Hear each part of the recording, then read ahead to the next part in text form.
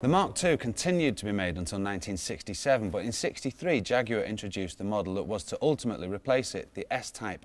But in the meantime, they wanted to flaunt their sporting prowess with the introduction of, and just when you thought it couldn't get any more sexy, the E-Type. There is no other car, let alone Jaguar, like it, period. No car epitomised its time more, no car offered the same combination of style, performance and pedigree. Launched in 1961 in Geneva to a swooning, quivering public, it was 14.5 feet of sex on wheels, with its blistering performance, clean lines and, at the time, high-tech specification. You can forget the Beatles and Stones. I think this car was responsible for a decade of free love. Now, all right, I'm getting a bit carried away, but this car is as much a 60s icon as any film star, politician or pop star.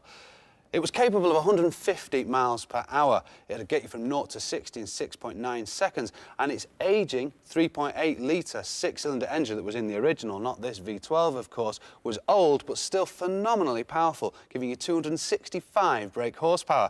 Now, this car is the last one ever made. It's probably worth in excess of, well, £500,000, which is the very reason why no one's given me the keys. The whole E-Type is well over 15 feet long, and from the windscreen to the tip of the bumpers alone is well over 6 feet long. The whole thing has to allow for the curvature of the Earth's surface.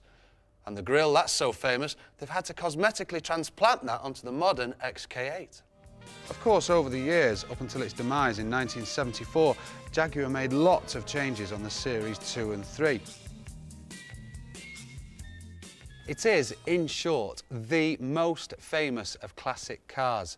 Instantly recognisable, desirable and surprisingly enduring, as so many still remain. But there are pitfalls, of course. So here's Ian Royal with a guide to buying your own E-Type Jag.